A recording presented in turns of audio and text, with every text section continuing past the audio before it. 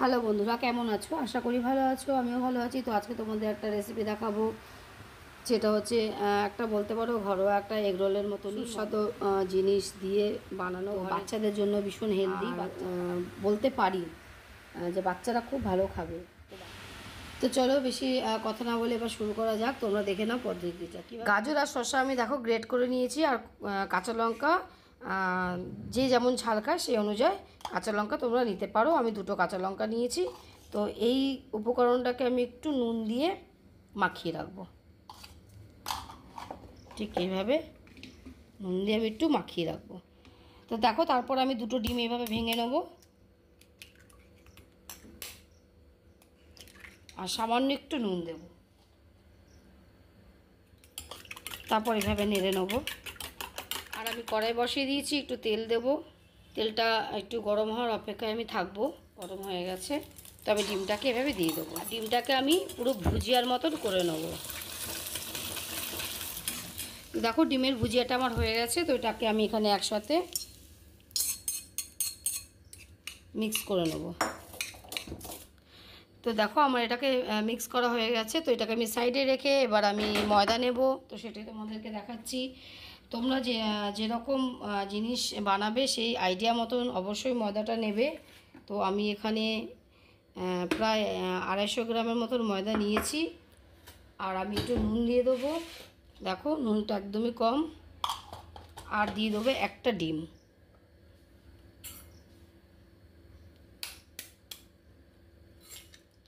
তারপর এটাকে ভালো মতন একটু নাড়বো। এরপর এটাকে জল দিয়ে আমি একটু পাতলা করে নেব। তো দেখো আমি জল দিয়ে দিচ্ছি, অল্প অল্প করে জল দেবো আর অল্প অল্প করে জিনিসটাকে মাখবো।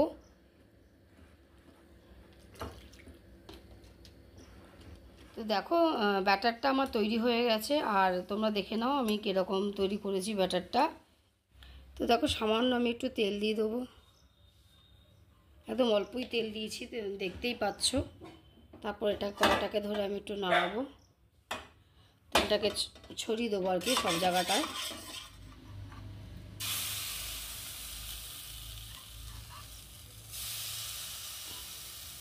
এভাবে ব্যাটারটাকে দিয়ে দেবো। তারপর কড়াইটাকে ধরে একটু জাস্ট এভাবে নাড়াবো।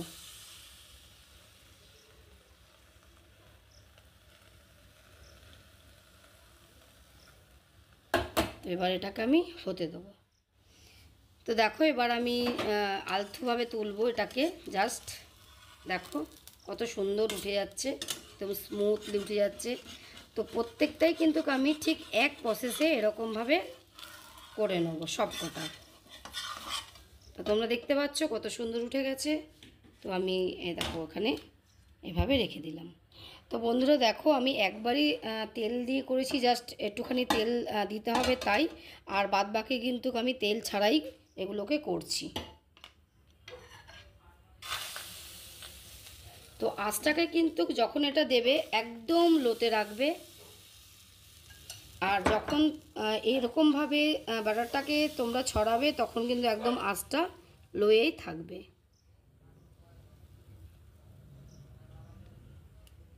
এবার আমি আঁচটাকে বাড়িয়ে দেবো ফুল। তো দেখো বন্ধুরা এবার আমি আঁচটাকে পুরো কমিয়ে দেবো, কারণ আমি এখন এটাকে কড়াই থেকে তুলব তাই। দেখো তো দেখো আমি সবকটা এইভাবে বানিয়ে নিয়েছি পাতলা পাতলা করে। এবার যে স্যালাডটা আমি রেডি করে রেখেছিলাম, এবার এই প্রসেসটাকে আমি করব। তো দেখো আমরা তো সবসময় বাড়িতে একই রকমের খাবার খাই এবং বাচ্চাদের খাওয়াই। তো একটুখানি এগুলো যদি আমরা করতে পারি, বাচ্চারা কিন্তু খুব দেখো মোটামুটি এখানে কিন্তু একদম একটু হেলদি খাবারও আছে, যেটা বাচ্চারা ভালো মতন খাবে। তো বাচ্চাদের জন্য যদি আমরা একটু পরিশ্রম করি তাতে তো কোনো অসুবিধা নেই। তো এইভাবে আমি প্রত্যেকটা রেডি করে রাখবো এইভাবে। তো প্রত্যেকটাই আমি এরকমভাবে দিয়ে দেবো। দিয়ে একটা ভাঁজ, তার উপর আর একটা ভাঁজ, ঠিক এরকম প্রসেসে ভাঁজটা হবে। আর আমি ঠিক এইভাবে উল্টিয়ে রাখবো।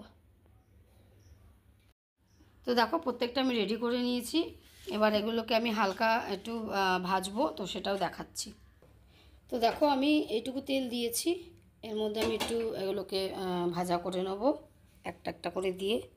যেভাবে আমি ভাজ করেছি ঠিক সেইভাবে, একদম আঁচটা কিন্তু অবশ্যই লো থাকবে।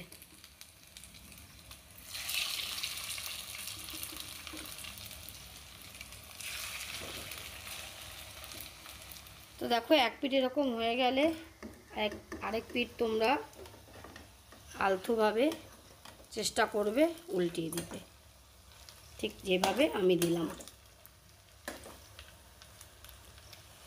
অবশ্যই হয়ে গেছে।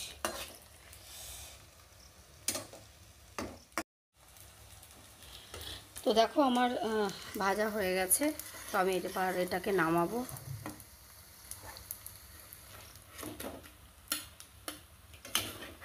ঠিক এইভাবে নামাবো।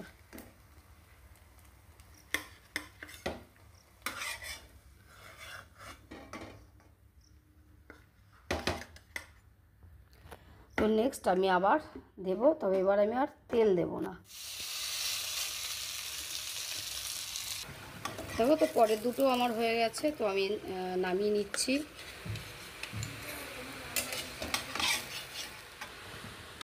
তো দেখো বন্ধুরা, আমার রেসিপিটা রেডি হয়ে গেছে। তো অবশ্যই তোমরা বানিয়ে খেও, খুব সুস্বাদু খেতে।